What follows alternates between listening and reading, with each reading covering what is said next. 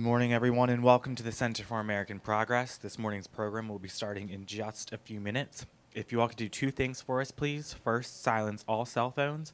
Secondly, there will be a question and answer portion at the end of the program. If given the microphone, please state your name, affiliation, and please ask a brief question. Thanks.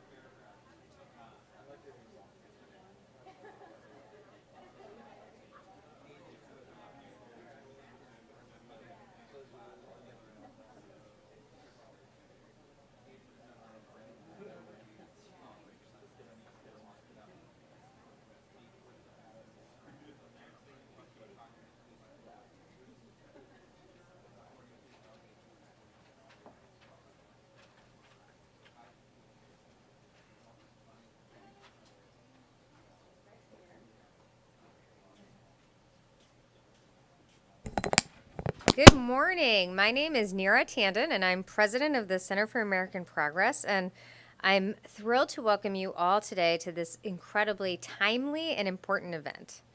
At this very moment, the Senate is poised to vote on a sweeping bill that radically rewrites our nation's tax system and further rigs our economy in favor of the wealthy and well-connected. Just consider these stunning facts. More than 60% of the tax breaks found in the current tax bill before Congress would eventually wind up in the pockets of the top 1%. Meanwhile, nearly every working American would see their family's personal tax bill increase by 2027. Let me say that again. Nearly every working family in our country would actually see a tax increase from this proposal. Would it be hard to come up with a plan so focused on driving inequality in our country? And while all Americans would suffer under this plan, it would place an enormous strain upon communities of color. This bill would dramatically widen our nation's racial wealth gap by slashing taxes for corporate shareholders, the owners of pass-through businesses, and people with million-dollar inheritances, and by adding $1.4 trillion to the federal deficit. It would also provide conservatives with an excuse to get funding for services such as Medicare and eliminating basic investments in healthcare, our schools, our communities that are all designed to help people who are struggling and striving. That's why we are so focused on trying to address the problems in this tax bill and ultimately get people to recognize that it is a problem for all Americans. In the end of the day, this proposal is really about concentrating economic and political power in a way that our country has seen in times long past. So, we are thrilled for today's event, and particularly it is my great honor to welcome President Mark Morial, President and CEO of the National Urban League. He's going to deliver our keynote remarks, and afterwards we'll have a panel that really focuses on the inequality in this bill. So I'm thrilled to introduce Mark because he is a tireless fighter for communities across this country, for fighting on behalf of people who have no voice in Washington, people who are hardworking, struggling, and striving to just make their families whole. As the mayor of New Orleans, he took bold action to improve public safety, reform the city's government, and revitalize the local economy. And as president of the National Urban League, he's focused on sparking growth for Black entrepreneurs, connecting young people with the chances to secure sustainable jobs, and narrowing our country's wealth gap. At a time when Donald Trump has done everything in his power to divide our nation along racial lines and really attack all of our values, the National Urban League is playing a vital role in defending the rights of all Americans. And I'm so proud to have Mark here to discuss his leadership, to discuss his views of this tax bill and so many other issues. Thank you. Come on up.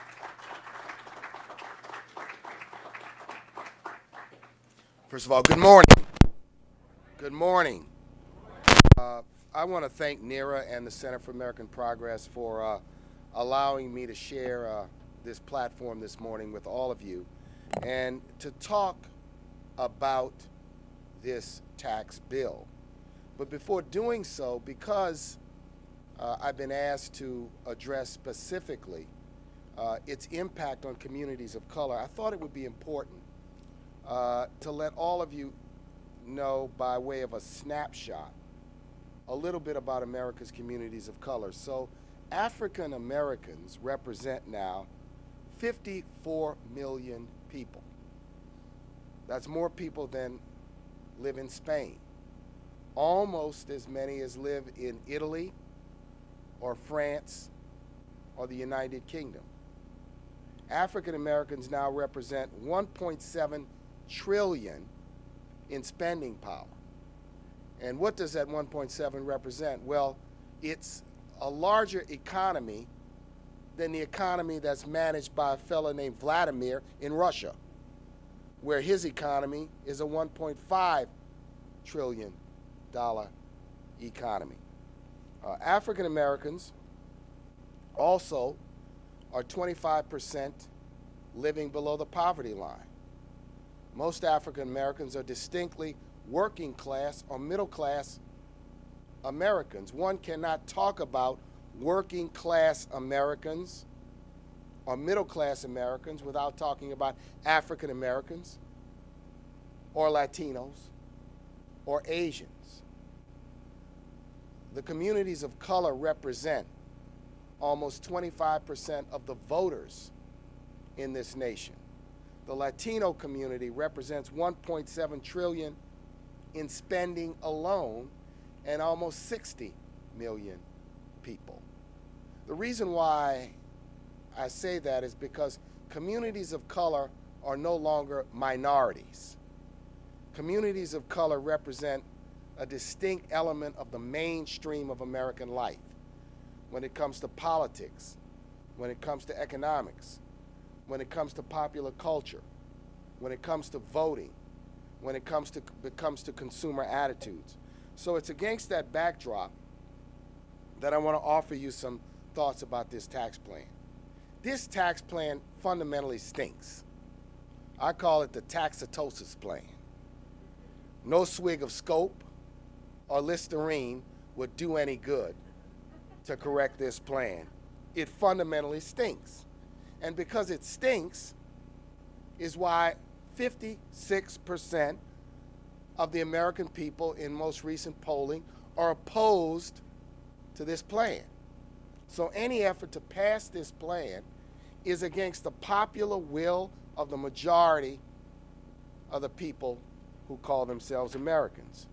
Now let me just go through a couple of elements about this plan. I'm going to give you 5 reasons why this plan stinks. First, this tax plan has embedded within it a poison pill. That poison pill is $1.5 trillion in mandated budget cuts over the next decade. What does that mean? That means that the minute this plan passes, if it passes, all of the deficit hawks who have gone and run for cover, the deficit hawks who've turned into turkeys ready for the Thanksgiving oven, are going to rise again, and they're going to say, now it's time to cut Medicaid, Medicare, education, workforce, all of the important domestic investments that all of us have fought for decades, and that have helped not only communities of color, but all working Americans try to enter sustainability, the middle class, a better life for their families. This poison pill alone makes this plan unworthy of support. Education funding, housing vouchers, all the way across the board, there would be pressure for the next 10 years to pay for this plan with cuts to vital domestic programs. Number 2, this tax plan is lopsided. Neera mentioned this. It's a fiction that this plan benefits middle-class Americans. The fact is that the top 1% would receive 80% of the benefits. What would that mean? That would mean that, of course, if we had 100 sandwiches, and we were going to serve them for lunch today, one person would get 80, and the other 99 would have to share 20 loaves or 20 sandwiches. This plan is lopsided in the extreme in how it allocates its benefits. It's a fiction that the estate tax, or as it has been cleverly described, the death tax, burdens most Americans. In fact, 0.5% pay the estate tax. That's little more than 2 to 5 out of every 1,000 families pays the estate tax. But to repeal it would cost $270 billion to the Treasury. That's more than FDA, CDC, EPA combined. That's more than the ESSA law. That's the Elementary and Secondary Education Every Student Succeeds Act. That's more than the HUD budget. Simply repealing the estate tax for 2 to 5 out of 1,000 families. Think about the value proposition and the comparison here, ladies and gentlemen. This plan stinks. The third reason why this plan stinks is it is actually a tax increase for most Americans. Stop printing, stop writing, stop calling it the tax cut bill. It is a tax increase for most working Americans. 50% of all Americans will pay more by 2027. Why is that? The personal tax cuts expire in 2026, but these corporate tax cuts are ad infinitum, in perpetuity. That reason alone. But inside of that, graduate students would be taxed on the value of their tuition and stipends. Teachers would lose their school supplies $250 tax deduction. It would eliminate state and local tax deductibility, which is a cardinal violation of tax principles, that you pay taxes on taxes. This bill taxes the taxes you pay to your state and local government. What is the impact of that? The impact of that is that it places downward pressure on school taxes, recreation taxes, taxes that are generated at the state and local level for all sorts of vital. It puts pressure on city halls and school boards not to raise taxes, on state legislatures not to raise taxes, because no longer will those taxes ever be deductible. It isn't a blue versus red state thing. This is the federal government crowding out state and local government by a group of people who say they're proponents of devolution of government, that they want to devolve power to states and locales. It is a complete contradiction. The tax plan is a tax increase for most people. Now, most of the literature, the New York Times and others report that those under $75,000 would face a tax increase. What does that mean for African Americans? The median income for African Americans is $39,000. It's a little bit higher for Latinos, but not much, which means that the vast majority of people of color under this plan are not going to see a tax decrease. They're going to see a tax increase. This is a tax increase plan for communities of color. But let's go farther than that. For all Americans, regardless of race, regardless of region, the median income is $59,000. So if those under 75 are going to see a tax increase, it means that this bill is going to increase taxes for most of the American people. And any assertions otherwise are what I call fake math, lousy arithmetic, hocus pocus economics. Call it what you want, but the facts are clear. This is going to result in a tax increase. Now, let's talk about the corporate tax code, because I think it's one thing for us to say the benefits. What is the problem with the corporate tax code? The corporate tax code has been broken. It's broken by K Street influence peddling.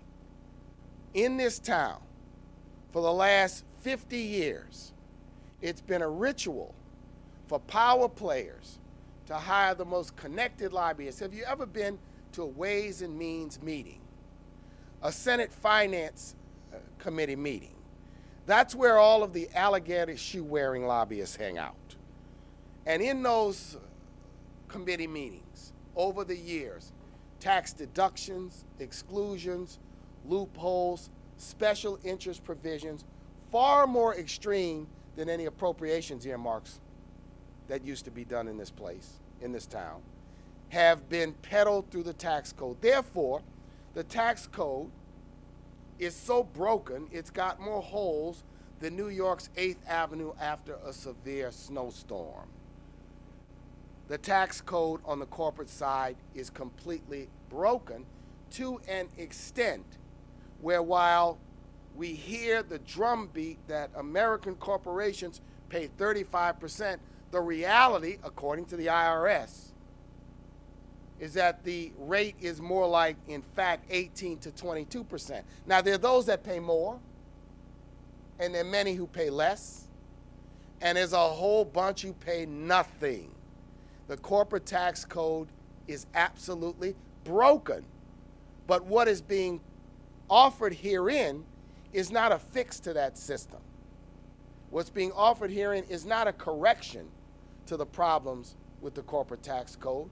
It's just piling on more special interests. It's piling on more, if you will, benefits for these wealthy corporations. I would say that this Congress and the majority in the House and the Senate and the president, who tout the 1986 tax reform bill, did not study the 1986 tax reform bill. The 1986 tax reform bill was, on one hand, it was a bipartisan undertaking with Ronald Reagan and Tip O'Neill. Number two, it was a negotiation with some ground rules going in.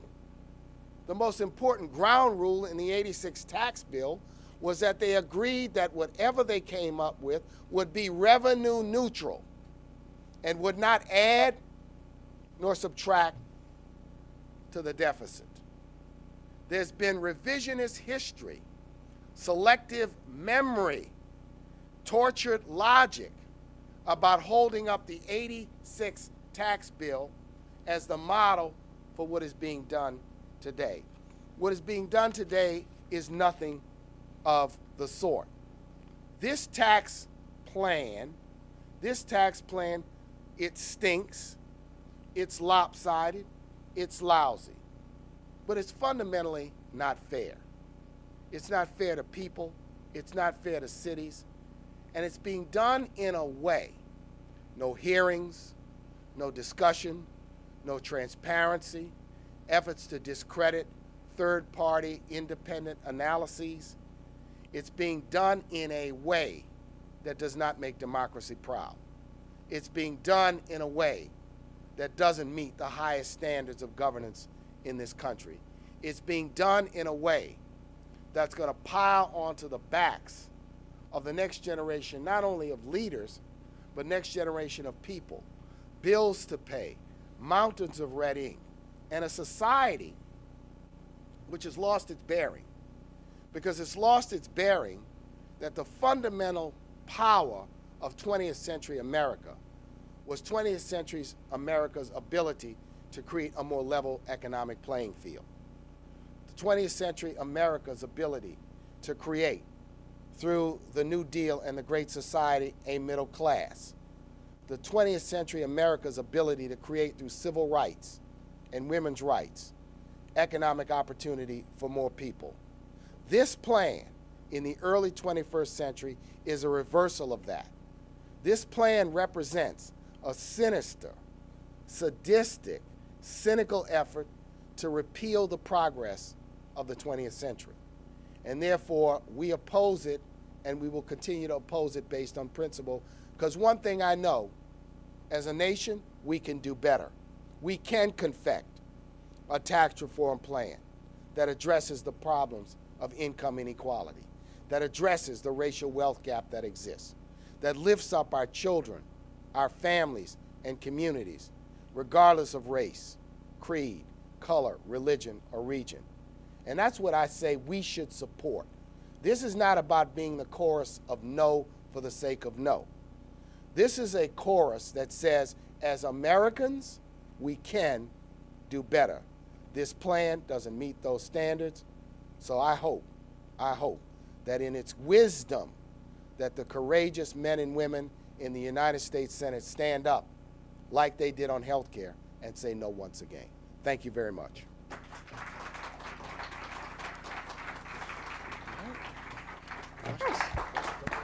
Great. Sorry. Thank you so much, President Morrell. I know we have time for just a few questions. I wanted to just start off with your discussion of the values that we're seeing and take it not just from the values of the tax plan, but the values from the tax plan and the kind of budgets we've been having. So the estate tax is an example where they want to essentially address a tax that, raises hundreds of billions of dollars in revenue over a long period of time. And you put it in a very helpful construct of what that means for other budgets. But I'd just like to step back and say, over the last 8 years, we've heard from the same voices how we can't afford investments in all communities of color, Americans who are struggling. And yet, within a year of the Obama administration, they've turned around and looking at massive tax cuts. Investments and tax cuts all cost money to the federal government. Could you put in perspective, what the message that's communicating to, people who are struggling, that their needs for college education or health care take a back step to things like an estate tax repeal? I mean, you asked about values, and I think it's a great way, Nira, to really talk about this. And, the values of this country are based on freedom, justice, and economic opportunity. And therefore, a tax bill, a fiscal plan, what we do should represent, if you will, the ability of people to raise themselves up. What is striking about this is how consistently inconsistent many of these proponents are. I mean, in 2000, when President Clinton left office, we had a $155 billion surplus. By the time his successor left office, we had a $1.5 trillion deficit and a recession. Now we have this administration inheriting an economy that had healed significantly from what he inherited, President Obama. Now, less than a year in, you have a repeat of the same thing, which is a betrayal. And I wonder what working class Americans are thinking. Once again, are they thinking we've been lied to? We were told that we would have a leader who would be a proponent of us, but yet we have a plan, which basically the same people benefit from the plan. And it's striking in its cynicism. It's striking in how unbalanced it is. And I said this, we can do better. We could do a better plan. We could do a tax reform plan. We should not associate ourselves with the defense of the status quo. Now, this is not what this is about. This is not about saying that the current tax code as written, as outlined, is good. It's about saying that this fix is worse. It's worse than the status quo. I think we're a little short on time, so I'm going to move to the audience. Does the audience have are there any questions in the audience? Because I have additional. Ken, did you have one? Ken? I thought I anticipated that. How are you, Mr. Mayor, Mr. Hey, President? good, Great to see you Ken, again. thank you. Quick question. When we were in New York last, we talked a little bit about some of these local hiring regulations, Department of Transportation. I mean, so can you get a little bit of detail, looking back at your experience as a mayor, a decision maker, and more broadly at the league about some of the economic job creation steps that are now being going backwards related to MWBEs or some of these local hiring programs? I'm glad you mentioned that, and I'll talk about that in the context. One thing I didn't get an opportunity to drive home in my remarks was the impact that the proposals in this tax bill are going to have on the affordable housing market, on the ability to build. It's going to wipe out private activity bonds, wipe out the new markets tax credits program. It's throwing a cloud over the low-income housing tax credits program. All of this nomenclature is just a set of tools that are used by developers and used by mayors and used by community development organizers and used by local banks to increase the supply of affordable housing in America's urban communities. And all of those tools are going to be restricted, limited, cut back. We have seen, and you mentioned, under the Obama administration, we solidified the ability on a transportation project for a city or a county when they let a project. So in New Orleans, it would have been like the streetcar project. When the project was let with 80% federal funds and 20% local funds, that you can mandate that a percentage of the workers live in the community where the project is taking place, which is a way of ensuring that, quote, the benefits come to the people who are there. It used to be rounded criticism when you'd have a public project in New Orleans, and New Orleans is like, 35 minutes away from the state of Mississippi, when every pickup truck in the parking lot was from Mississippi. And people would say, well, where are the jobs for the people of New Orleans when this infrastructure project is being built? So the Obama administration gave cities a stronger tool.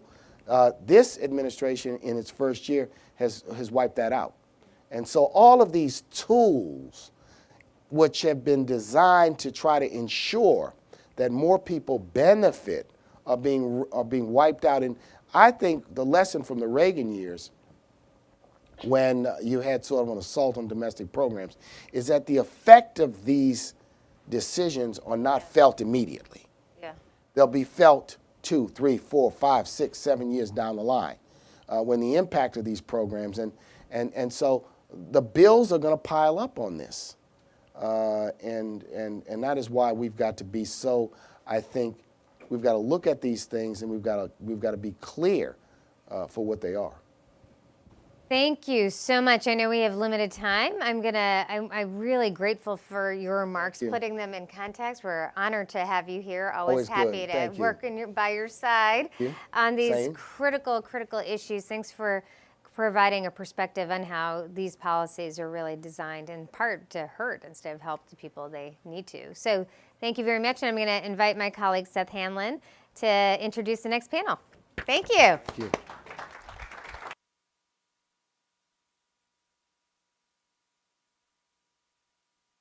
Thank you so much, President Mayor Morial, Nira, and thank you to the National Urban League, who's our partners in organizing this event. We have an outstanding panel today, and so that I'm excited to introduce while they get situated. But I just wanted to say a few words just about, just to introduce myself. My name is Seth Hanlon. I'm a senior fellow here at the Center for American Progress, and I focus on tax and budget policy.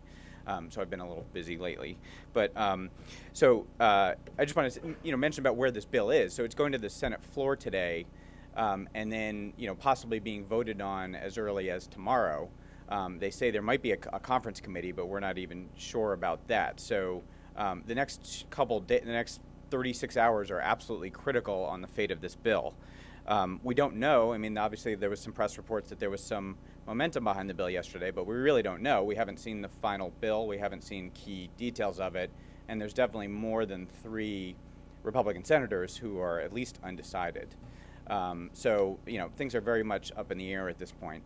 And then the one thing I want to say, Mayor Morial mentioned, is that the kind of what work we're doing here discussing these issues is the work that Congress has not done in Congress. They have not had a single hearing. So with your presence here today, here and online, you are doing more due diligence to focus on the issues in this bill than many members of Congress. So I just want to I'm going to invite our panel up if they're ready. Please join us, and I'll introduce everybody.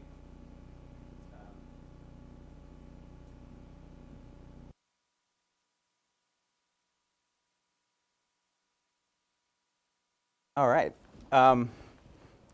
Okay, so I guess I'll start to my right with my colleague.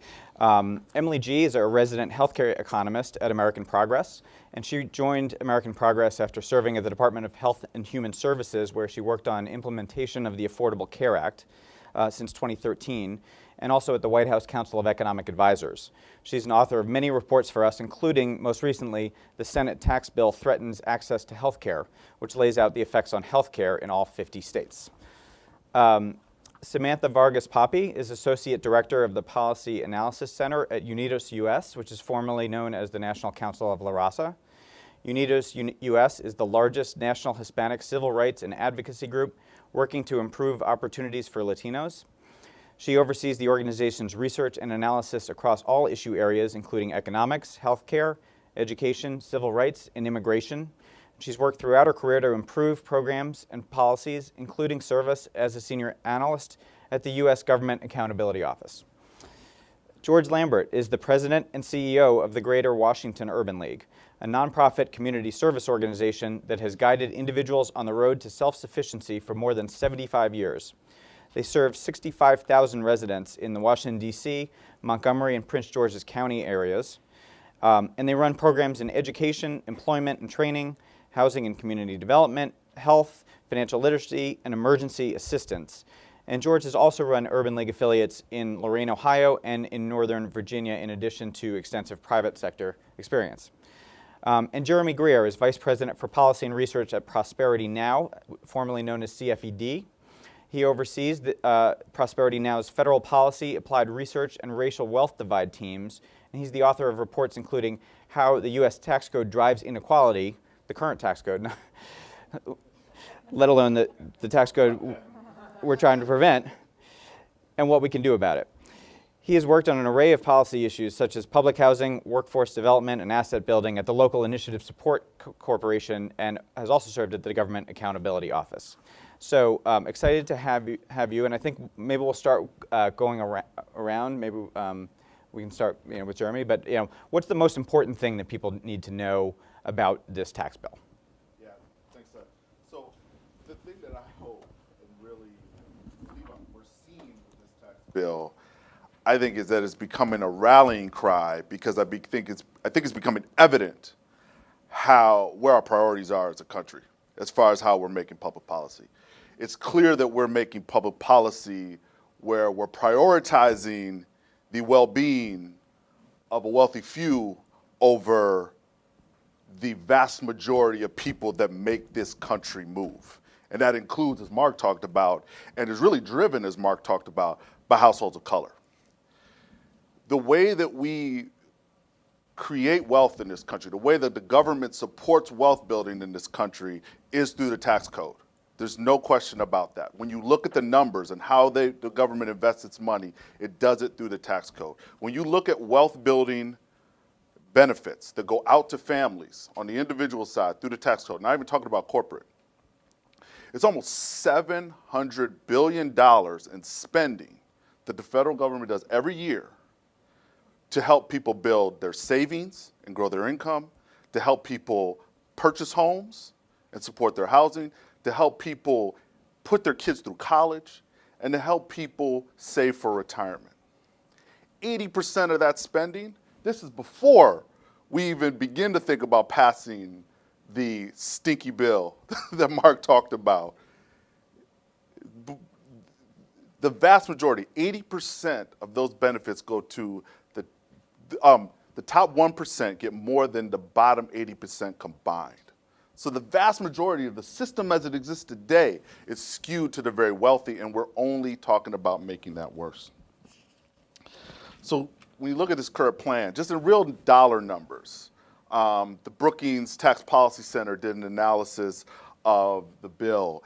And what they found is, so for a low-income worker, the woman that's going to check you out at Target as you are buying detergent tonight with a smile on her face after standing up for 8 to 10 hours, that person in 2027 is going to get a tax increase. They're going to get a tax increase. Like, listen to that. Someone that makes about $25,000 a year in 2027 is going to get an increase in their taxes. A millionaire is going to get a tax decrease in 2027 of about $208,000. The principles and priorities of our country are off. And this should be a rallying cry for our grassroots, that people get engaged and start caring about these tax issues. And let's not continue to cede them to the K Street lobbyists that Mark was talking about. All right, thanks. George? Zeb, thank you. I'm going to start really by being a bit provocative. And I want to be provocative and take a little license with your question. What is the most important thing? What is the most important thing African Americans should really know about this bill? That's the space that I work in. That's what I really care about. And, Mark really kind of alluded to a lot of that. There's still a very dark veil of neglect in this country. And, I'm a grandfather. And so when you do the financial modeling on this bill, I just took it and gave it to my grandson just to do the simple math. I mean, just break it down and do the simple math. And it is just very clear. It's unfair, all right? Folks who really make less than $40,000 are going to be screwed in 20 years or so from now, okay? So, this bill, it's the most draconian bill I've ever seen, all right? It's just unbelievable. But again, if you just do the simple math, and if I look at it in terms of African Americans, particularly the services, so Mark talked a lot about that as well. But, we are really kind of the end users, most cases, in terms of the social safety network of services. Many of those programs and services are going to be cut.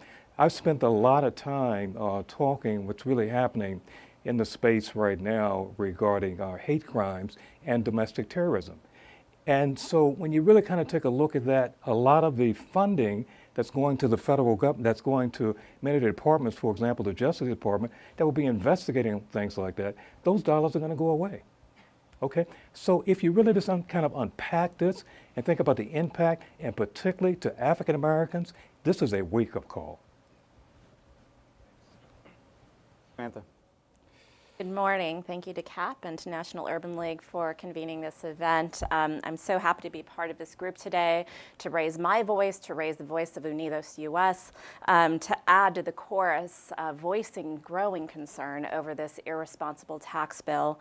Seth, to answer your question, and I'm going to take some license just as my fellow panelist George here did, I think the most important thing for Latino families to know about this bill is that what it means at a very basic level is that despite hard work, our families are going to find it harder to make ends meet, to put food on the table, to keep a roof over their heads. Despite that hard work, they're going to see that American dream pushed further out of reach. And honestly, this is the opposite of what our working families, Latino, Black, Asian, all American families, that's the opposite of what they dream about, of what they deserve. Let me give you just a few top-line bullet points of why we believe this to be true for the Latino community. So as we've already heard, and you'll probably hear a few more times, but it bears repeating, this tax plan gives away the majority of $1.5 trillion in tax cuts to the richest Americans and largest corporations, leaving very little, if anything, for working families. As a matter of fact, most families will see an increase when all is said and done. For the Latino community, over the next 10 years, 11.7 million working Latino families will see increased taxes. That's 7 in 10 Latino families will face a higher tax bill. Families aren't the only ones who will be hurting from this bill. By 2027, 3 in 4 Latino small businesses will see increases in their tax liability. I'm not talking about a small increase here. That means 3 million Latino families or small business owners are going to be paying more than $10,000 more in taxes each year by 2027. The tax plan also includes provisions that directly attack certain tax-paying immigrants by restricting eligibility for important credits that we know help lift families out of poverty and for which taxpayers filing using an ITIN, an individual taxpayer identification number, are now eligible.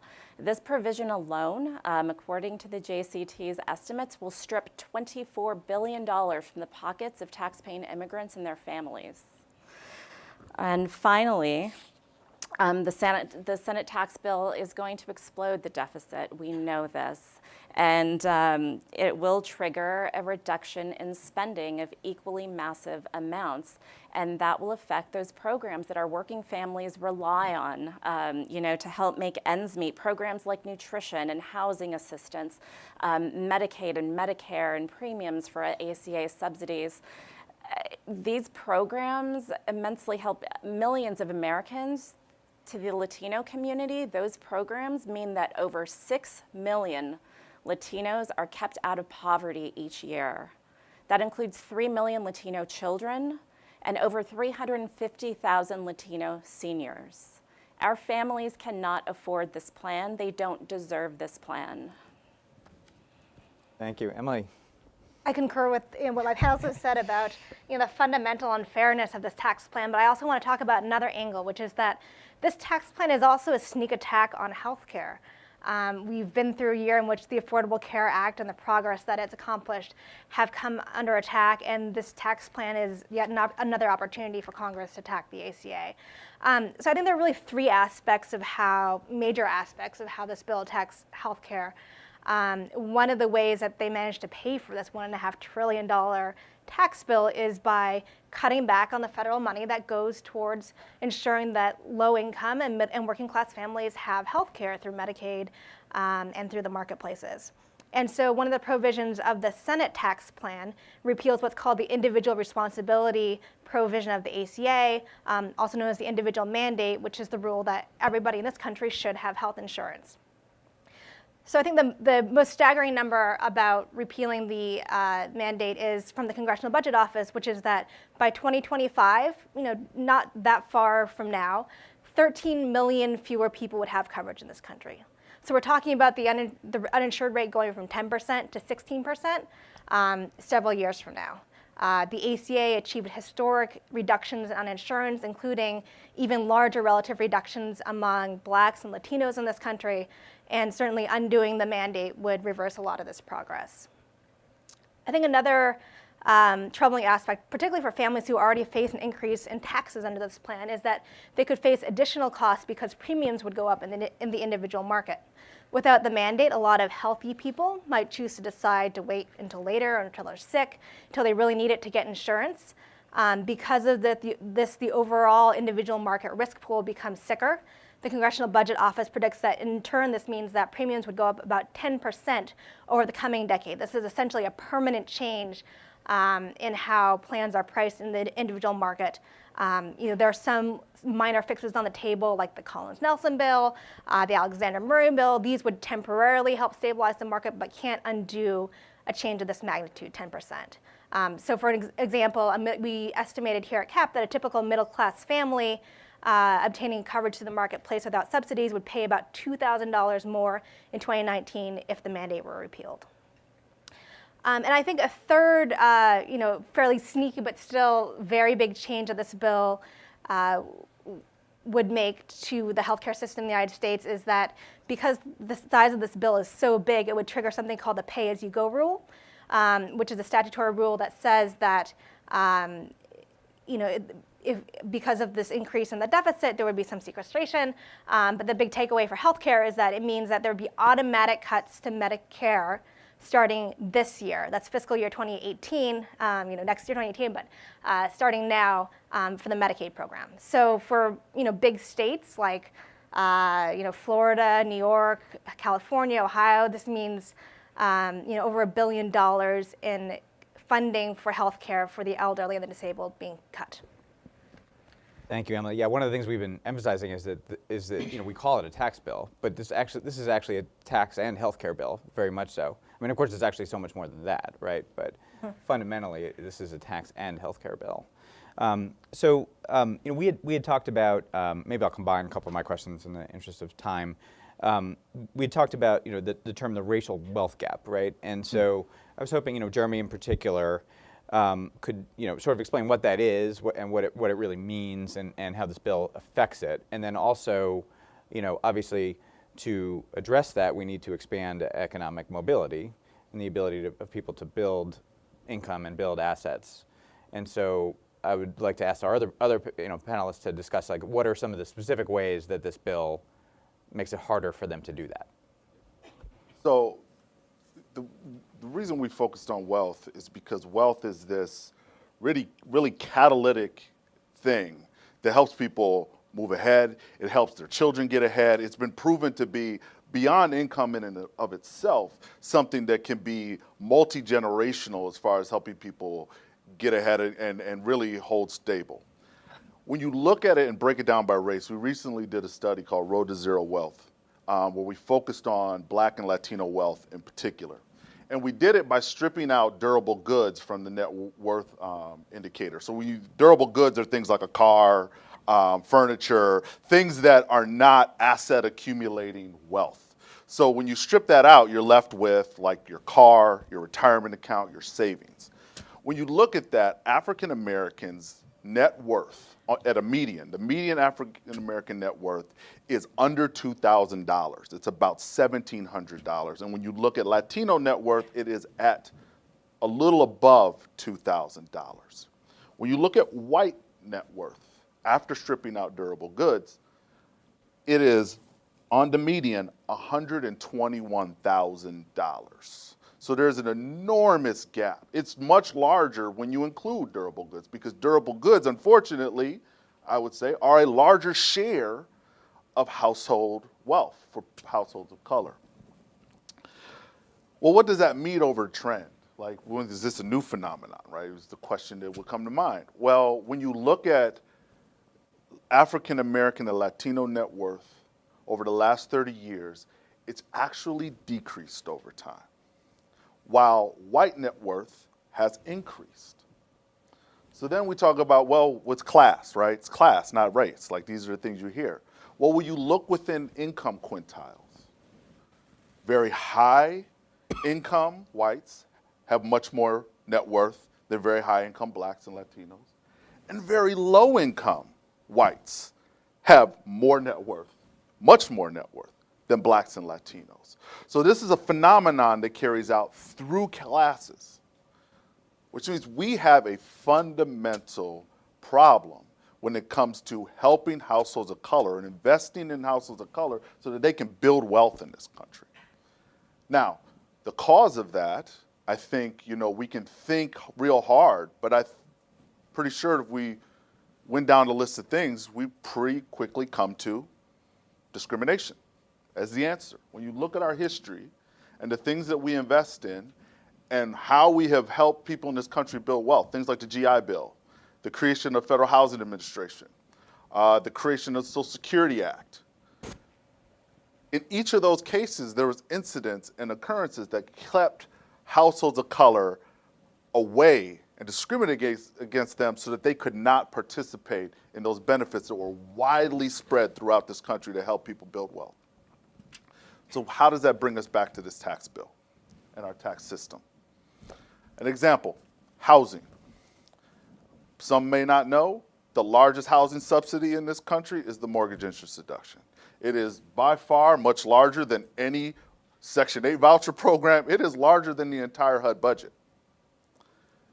In this bill, they do some things with the mortgage interest deduction on the high end, but they do nothing through this bill to try to support Black and Latino home ownership or even low-income home ownership.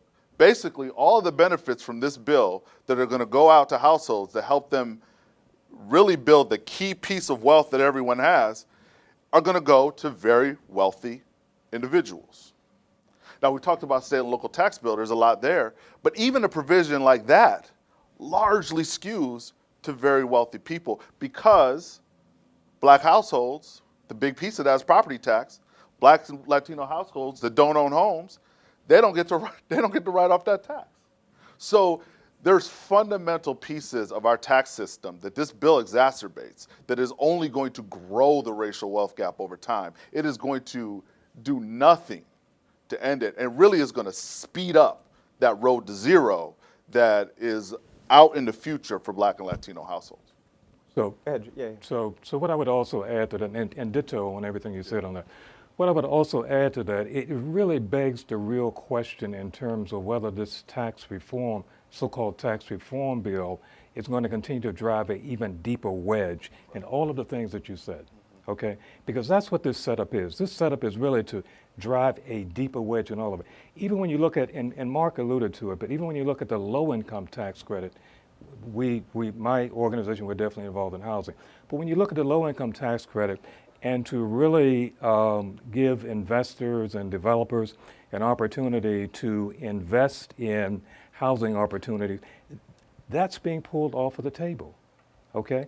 So that's really being pulled off the table. So again, ditto on all those things you said, but this is a wedge. This is even going to drive it even deeper. And inequality actually is growing without this help. I think the latest survey of consumer finances out from the Federal Reserve showed that between 2013 and 2016, the wealth gap actually grew by 14% between the higher white households, higher earning white households, and Black and Latino families. So this bill will only fuel that, we fear. And I think there's also not just a wealth gap in terms of money and income, but there's also a racial health gap in this country where people of color are much more likely to be uninsured and have trouble accessing care than white Americans. We have seen that gap close since the ACA. It's not just about health insurance in the sense of financial protection. You also see in surveys that Blacks and Hispanics are more likely to have a usual source of care. They're more likely to not forego care due to cost. And you also see the gap closing between Blacks and Hispanics and whites over time. But if we go back to a time when premiums are not affordable for middle-class families and sole entrepreneurs and small business owners, back to a time when there was a double-digit number of people who are uninsured, then I think we risk going backwards on a lot of this progress and closing the gaps. Thanks. The only thing, it's just the budget cuts that this bill is going to bring is just going to exacerbate this problem even further as far as people accessing the services. Yep, and that was my next question. Yeah, so that was my next question. I mean, so basically, like, putting aside the content of the bill, right? One thing that's clear is that this bill costs about $1.5 trillion over the next decade, and that's the amount it's going to reduce revenues by the official estimates and all, credible, responsible estimates of this bill's cost. And I think that's one thing to note. That's a conservative estimate because it doesn't include the interest on the debt, and it doesn't include gimmicks that are in the bill that could potentially increase its cost. And then I think there's sort of two levels of this. Emily mentioned the statutory pay-go, which is automatic cuts, which are triggered automatically if Congress, starting next year, if Congress doesn't turn them off. But then there is the cuts that are not too hard to foresee coming down the road. So I just wanted to ask, like, what programs do we think are most vulnerable should this bill pass? Clearly, in the space that I operate in, because again, so many of the programs that we administer are programs under that social safety net. Mm-hmm. And so the ripple effect will be that, many of those programs will be impacted and will be cut. So we'll just be trying to figure out other ways to really kind of, figure out how to provide those services because it doesn't mean that the need is going to go away. It just means that it's going to exacerbate in terms of there be a greater need and then trying to figure out what those services will be. But I do want to throw one other thing in here as well. When I mentioned fairness earlier, and I think we talked about this a little bit earlier as well, there have really been no hearings around this because I think that's where we can interject some fairness in this, okay? There have been no hearings. I mean, how do we do this? Beats me. Yeah. I agree with George. The threat of program cuts is very real in our community. It's very clear that this is part of a Republican really two-step plan, give tax cuts now and then use the exploding deficit to justify justify budget cuts to programs that help our families get by. We're already seeing this signaled in the budget proposal for FY18 where we're looking at almost $6 trillion in cuts. Just about $1.8 trillion in healthcare programs, Medicare and Medicaid premiums, $1 trillion in cuts to other programs that help families get by, things like refundable tax credits, nutrition, housing, those types of things. Like I mentioned, those help millions of families stay out of poverty. So that's something very real for us. That's something very real for our affiliate network. Unidos US has a very strong affiliate network of nearly 300 community-based organizations across 41 states, Puerto Rico and DC. And I will say, they are always just wholeheartedly in this fight.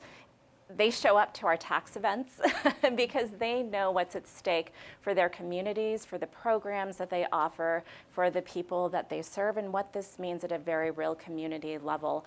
That it means that kids in their community are going to go to bed hungry. Folks are going to be worried about paying their rent or fixing their car, let alone building wealth, right? It's really hard to get ahead if you can't make ends meet. So for us, this is an absolute real concern about all of those potential cuts. Again, making our families pay for tax cuts for the wealthiest, richest Americans.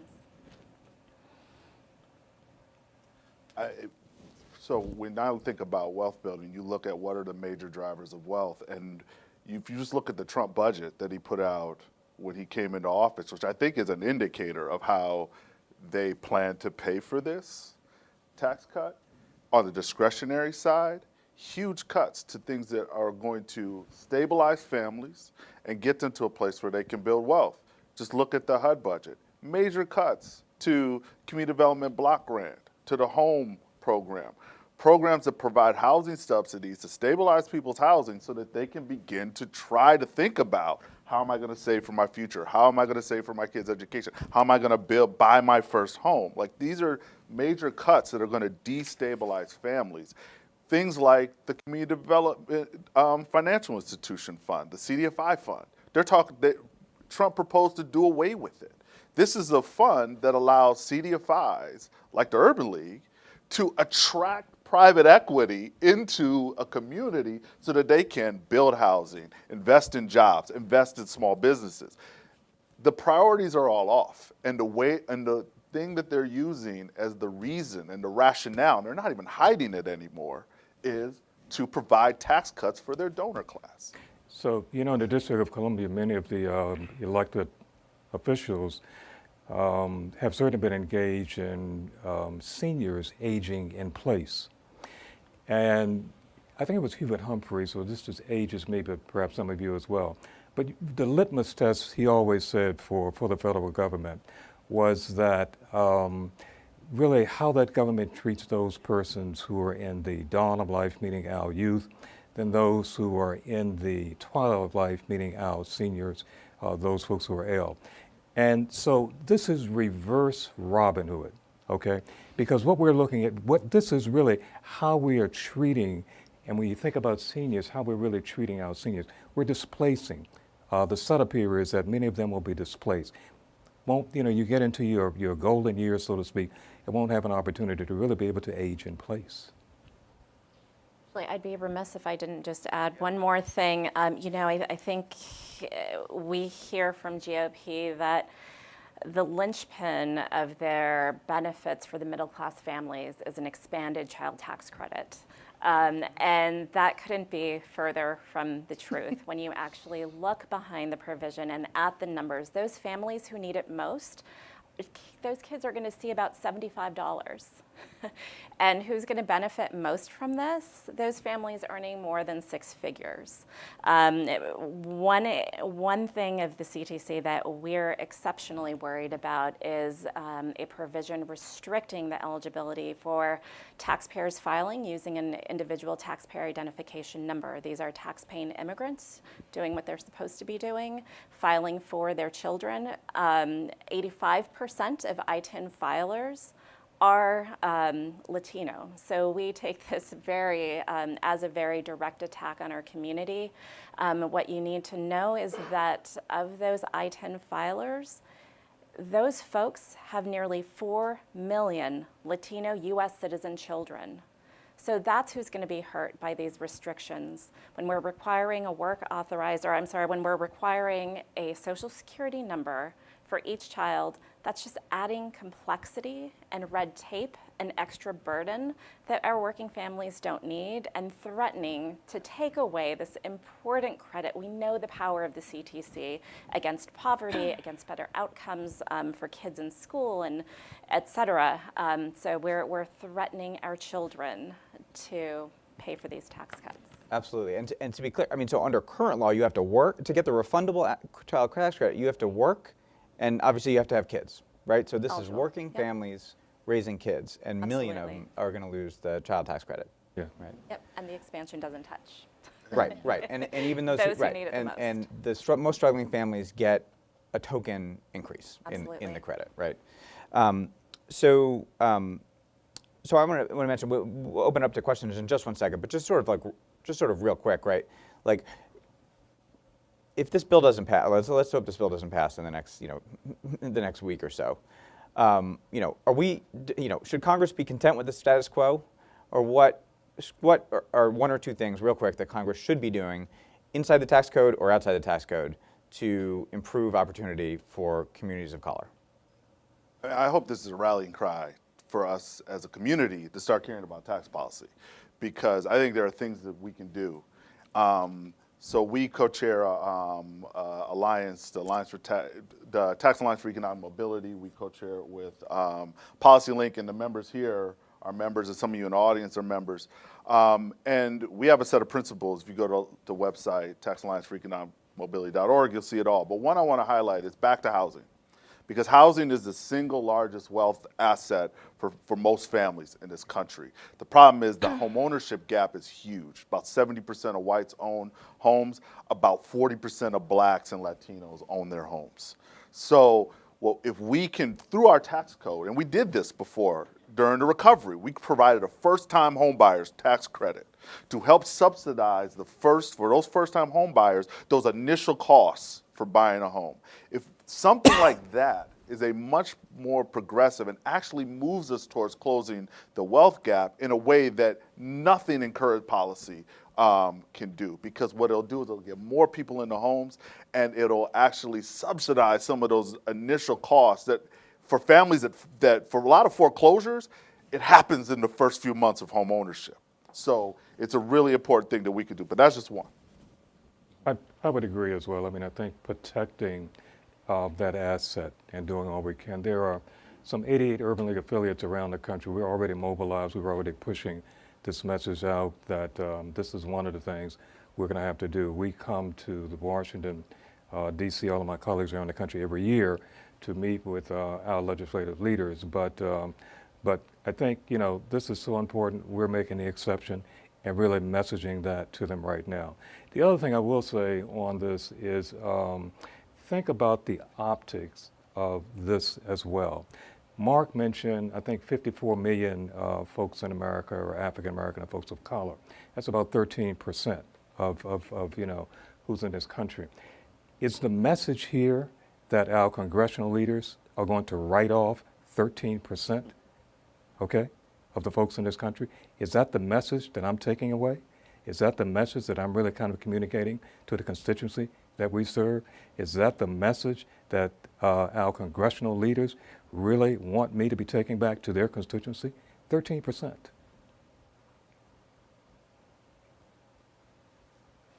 So at Unidos US, fiscal policy, as unexciting as it sounds, like tax code and federal budgets, have long been a priority for us and part of our policy agenda, and what we talk with our network about, because they need to know what that means on the ground level and how it affects everyone.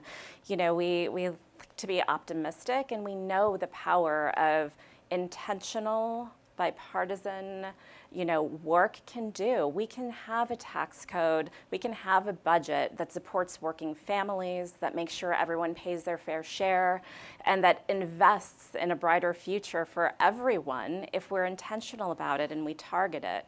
We know from experience that just, an economy getting better doesn't mean that we're going to see better jobs, better wages, or a chance to get ahead. It's not enough to fight discrimination and inequality. So we're going to continue to raise our voices, to rally and mobilize our network against this tax plan, against other attacks that we're seeing on an almost daily basis. And we sincerely hope that you'll do the same. I would like to see the country continue to close the racial health gap. Some first steps include, expanding Medicaid. We saw Maine voters just vote for a referendum this past November to expand affordable health coverage to tens of thousands of people in that state. Another step would be bipartisan legislation out of Congress to help stabilize the Affordable Care Act marketplaces and let the ACA work the way it was intended. We've seen some proposals, including the Alexander Murray bill, which would ensure that Congress pays the cost-sharing assistance to marketplace enrollees. There are millions of people who receive that assistance, and insurers should be paid the way they were intended to. We've also seen the Trump administration repeatedly try to sabotage the campaign on outreach to the uninsured to get them covered. You probably haven't heard as much as you have in past years about open enrollment. We're only 2 weeks away from the deadline for people to sign up for health care for 2018. That said, Where do people go to do you can go to healthcare.gov. You can call get in-person assistance.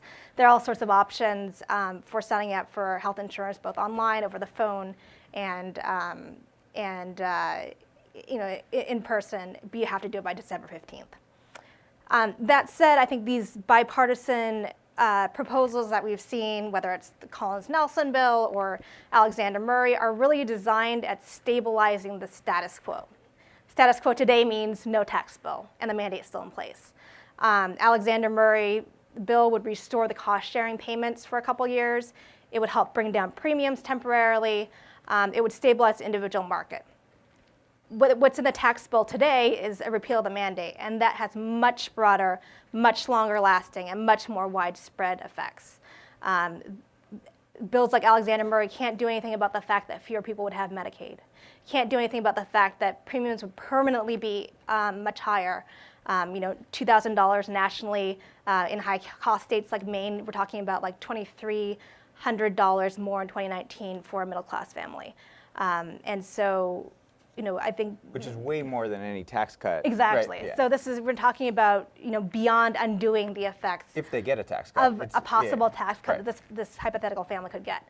And so I think it's important that we, keep going on the track that we're on. And it's, speaking of gimmicks, I think it's a very big mistake to pretend that these narrowly tailored bills for the health insurance marketplaces could do something to undo the damage that taking away a major pillar of the ACA would do. Yeah, thanks. So now I guess we'd like to open up to audience questions. So I guess raise your hand, and Shannon will come give you the mic. Any questions? All right.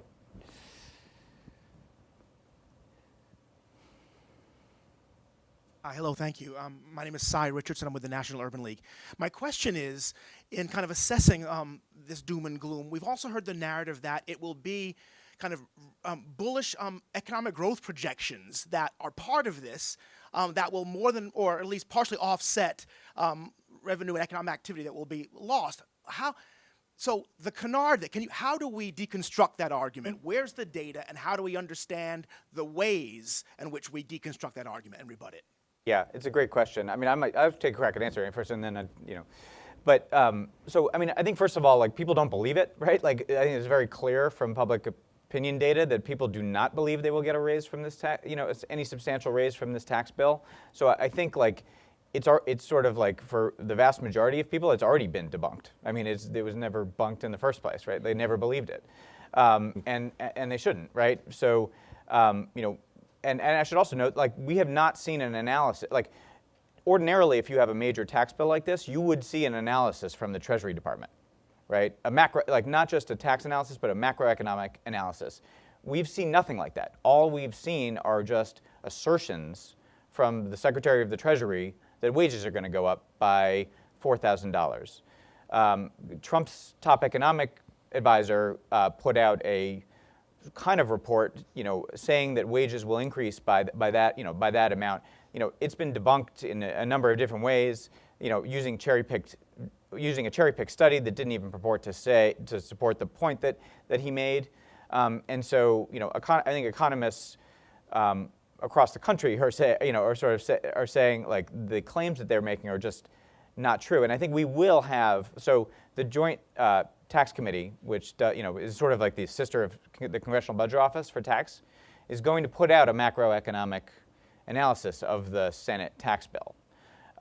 And they're very credible, and they're mainstream, and they take into account, like, sort of the best economic literature. And they've said they're going to put it out by tonight, or at least hope to put it out by tonight. So I think all of us expect it to not support, let's just say, not support the claims that the Trump administration or Republicans in Congress have made about this tax bill. But let's stay tuned. Yeah. And the only thing, all that I agree with, and the only thing I'd add is that for households of color, I mean, there's this, common saying that, like, when the country has a cold, households of color have pneumonia, right? Black folks have pneumonia. Well, households of color have never had anything more than a cold. Because even in the high times of economic growth, you still had double the unemployment for African-American communities than you did the national average. And then even during the peak of economics times, you know, when housing prices were soaring, people were buying homes. Yes, blacks and Latinos did better, but it got erased overnight as soon as the market crashed. So the magic of economic growth is not going to solve or fix the racial wealth divide. We have to be intentional about it and create policies that actually address it. We can't just hope the invisible hand fixes this for us. Yeah, I mean, I guess we'll know. We have time for one more question also, but I'd also note that like we've seen, we have real world experiments, right, of the Bush tax cuts that were promised to pay for themselves, and obviously didn't. And then at the state level in places like Kansas, where the governor said we're going to have a real live experiment in tax policy and had a trickle down tax cut that sent the state into a budget disaster, didn't create jobs. And clearly hasn't paid for itself. And we've had Republican legislators. They repealed the tax cuts in Kansas, and we've had Republican legislators writing Congress, calling Congress, and saying, "Don't repeat the mistake we made in the state of Kansas." So that's an important, I think, real-world lesson that hopefully Congress will heed. Do we have time for one more question? Right behind you. Yeah, I think he's been. Okay, sure. Yeah. Oh. Hi, good morning. I'm just a regular Fed employee that's enjoying your presentation.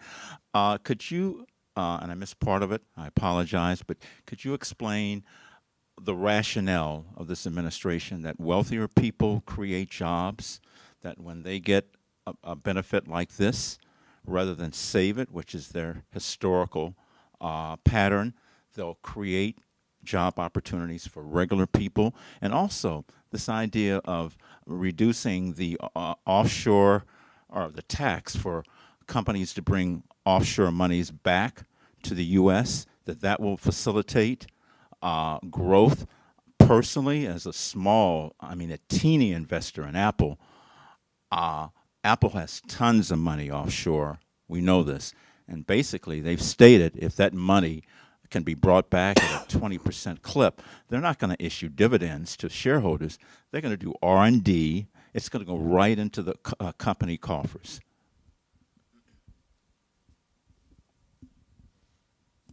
So I mean, I guess I would say, I guess I'd point to two things, right? So one is just emblematic of this bill's priorities that we haven't mentioned yet, which is the thing that they're calling the small business tax cut in this bill.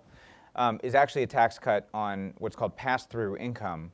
And they've designed it in such a way so that people who actually work in the businesses that they own don't get the tax cut, right? Those people will still pay the regular rates, which are higher. People who are purely passive investors in pass-through business entities are the ones who get the full benefit of the tax cut, right? So it's actually, it's a benefit for idle investors, not for people that are actually starting, entrepreneurs, people starting businesses, running businesses. And then on the offshore thing, I mean, I think so first of all, that's the past profits, what they're going to do with it. We've had this experiment before where Congress did a holiday on repatriated offshore profits, and it didn't create jobs, it didn't invest in R&D, and didn't boost the economy. I mean, even the Bush administration opposed it, and then their warnings turned out to be true. And then going forward, though, it's even worse because the bill essentially eliminates the U.S. tax on offshore earnings of corporations, and is also designed in such a way that there's a huge incentive for companies to locate physical investment overseas instead of the United States. So that means factories, that means plants, that means jobs overseas rather than the United States. And so this is yet another way that this bill is going to hurt U.S. workers. Yeah, I can't explain, and I don't know if anyone here can explain the kind of rationale that tells you that the wealthy investors or the job creators are the engine of this country. I can't explain that. What I could say is we who believe the other side, that the American worker and their productivity and the American families are the engine that moves our economy, we've lost a narrative battle that we have to try to win back. So it's not a question about explaining why they believe what they believe. They believe what they believe. We have to do a better job of selling what we believe to people that are in a position and electing people that we believe in positions so that they can make change. That's what Any closing thoughts? Yeah. Any closing thoughts from our panelists? I mean, I would say like this is like 36 hours away, or even less from a Senate vote, right? So this is the time to engage. Yeah, all I'd say is, again, we have to start caring about tax policy. It is how we make budgetary revenue decisions. It's how we build wealth in our country. So we as a movement have to get behind it. It doesn't matter if it's boring, doesn't matter if it's scary. We have to get behind it and start changing it. So as I alluded to earlier, it clearly is a wake-up call for the African American community, for folks in this country of color. We can ill afford to be complacent on this one. Just have to be upfront, in folks' face and all over it. And the question this gentleman asked here, I mean, I hear you and I definitely get it and understand it, but that's the kind of question that I think we need to have our congressional leaders to really kind of unpack for us, so that to some extent, maybe it's a bit insidious, so that they can really kind of get it as well. But those are the kind of upfront questions we need to be in our congressional leaders' face asking. Last word, Samantha. For us, this tax bill and budget is really just the culmination of past year or beyond of attacks on our community. And it's really, urgency of now. We've been on the drumbeat on what this means for our community. But like Jeremy says, we need to make sure that more people understand what's at stake, what this means for not only our communities, which are really no longer minorities in a lot of places, so what it means at a macro level, what it means for the country, and make sure that anyone and everyone who will listen understands that, because we really do need to really shift the narrative and prioritize, make sure that our members of Congress are prioritizing their constituents, their workers, their families, children. This tax bill, there are tax cuts today, but they're fundamentally going to change programs for the next generation. And so we just need to do everything that we can to make our voices heard. I think it's important that everyone think about not just what's in the bill, if we were able to see it, but also just think about the downstream effects that a bill of this size will create problems later for social programs and for seniors, for the elderly, for communities of color, when it comes time to cut the budget again. All right. Well, I just want to thank you, everyone, for joining today, and I want to thank the National Urban League, our partner in this event, and their staff for helping us and our team at CAP. And thanks to you all. All right.